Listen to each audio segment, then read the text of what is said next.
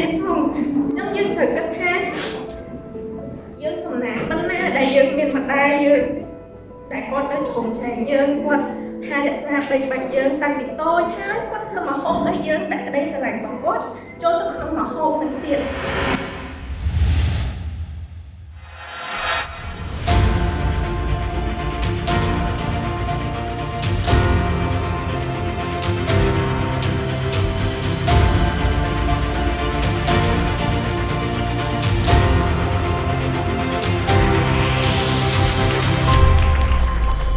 អ្នកខ្ញុំផ្ទាល់ខ្ញុំមានអារម្មណ៍ថាសប្បាយចិត្តខ្លាំងព្រោះដោយសារខ្ញុំដឹងថាគំនូរហ្នឹងគឺខ្ញុំគូចេញពីទឹកចិត្តខ្ញុំផ្ទាល់សម្រាប់អ្នកម្ដាយខ្ញុំអញ្ចឹងខ្ញុំជឿថាអ្នកដែលគាត់ like ឬមួយក៏អ្នកដែលគាត់ share ក៏គាត់យកពីជំរឿទឹកចិត្តរបស់ខ្ញុំទៅកាន់អ្នកម្ដាយរបស់ខ្ញុំដែរនៅលើរូបគំនូររបស់ខ្ញុំគឺខ្ញុំបានបង្កប់អត្ថន័យពីរផ្សេងគ្នាទីមួយហ្នឹងគឺអ្នកម្ដាយគាត់ហ៊ានលះបង់អ្វីគ្រប់បែបយ៉ាងទាំងអស់សម្រាប់យើងគាត់សុខចិត្តអត់បេះដូងរបស់គាត់ក៏បានដែរមនុស្សយើងត្រូវការបេះដូងដើម្បីរស់រានមានជីវិតអញ្ចឹងអ្នកម្ដាយគាត់សុខចិត្តគាត់អត់ជីវិតក៏បានដែរធ្វើមិនក៏ដោយឲ្យតែកូនរបស់គាត់បានរស់សុខស្រួលនៅលើភពផែនដីយើងនឹងហើយទី2ដោយសារអ្នកម្ដាយរបស់ខ្ញុំគាត់ជាអ្នកដែលរកស៊ីនៅក្នុងវិស័យម្ហូបអាហារដែរអញ្ចឹងទៅម្ហូបអាហារដែលខ្ញុំបានញ៉ាំរាល់ដងហ្នឹងគឺវាឆ្ងាញ់ខ្លាំងចាំន័យថាគាត់បានបង្កប់ក្តីស្រឡាញ់របស់គាត់ចូលទៅក្នុងហ្នឹងដោយគេនិយាយអញ្ចឹងអត់មានម្ហូបអាហារណាឆ្ងាញ់ជាងម្ហូបអាហារដែលអ្នកម្ដាយយើងគាត់ធ្វើផ្ទាល់ដៃទេ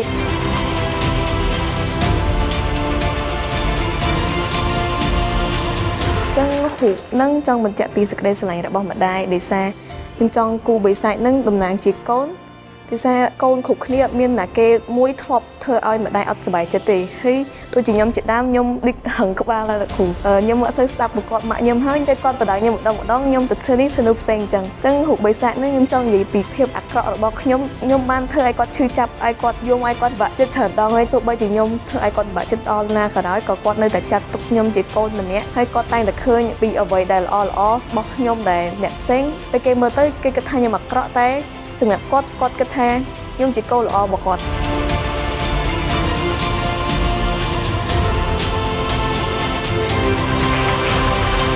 ខ្ញុំពិតជា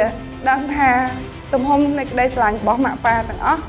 ចង់ឃើញកូនរបស់ខ្លួននៅក្នុងភាពក្លាហាននៅក្នុងចំណេះដឹងដែលល្អនៅក្នុងការសិក្សាដែលល្អហើយពិតជាអរគុណដល់គណៈគ្រប់គ្រងរបស់សាលាទាំងអស់ដែលគាត់បានរៀបចំ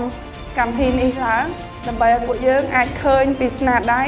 ភាពក្លាហានក្តីស្រឡាញ់ដែលកូនគាត់មានសម្រាប់យើងហើយក្នុងពេលនោះដែរក៏យើងបានឃើញពីរូបរាងរបស់យើងថានៅក្នុងចិត្តរបស់គាត់មានរូបរាងបែបណាសូមឲ្យអាចមានកម្មវិធីបែបនេះដើម្បីឲ្យកូនទាំងអស់គ្នាគាត់អាចប្រើពេលដើម្បីដឹងពីការលះបង់របស់ម៉ាក់ប៉ាហើយនឹងអាចគិតចងចាំនៅពាក្យដែលគាត់បានធ្វើនៅក្នុងថ្ងៃនេះ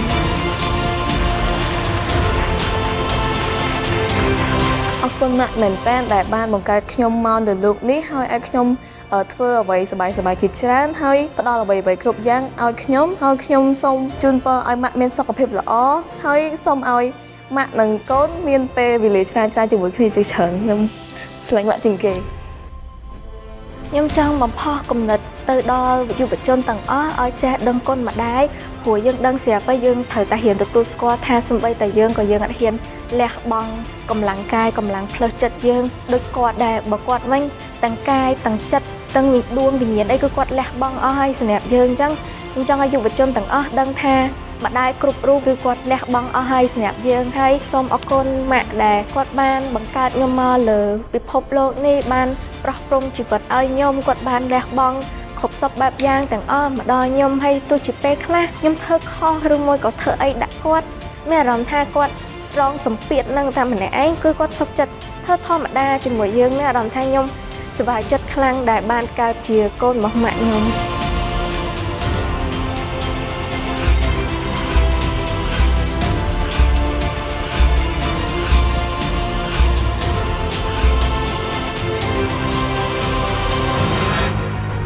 សាលារៀនអន្តរជាតិអាមេរិក AIS គុណភាពវិន័យនិងសេវាកម្ម